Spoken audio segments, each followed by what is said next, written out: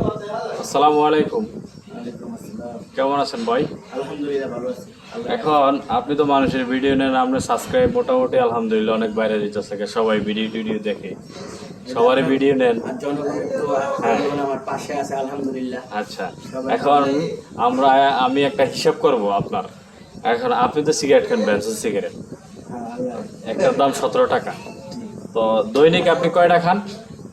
10-12টা হয়তো হয়। আচ্ছা, 10টাই ধরলাম, কমাই ধরি। হ্যাঁ, তো 10 গুণন 17, দৈনিক আপনি 170 টাকার সিগারেট খান।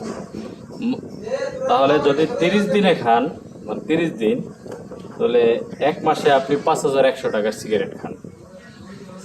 আর যদি 12 মাস হিসাব করি, তাহলে আপনি এই যে দেখাইতেছি আপনার 61,200 টাকার সিগারেট খান এক বছরে।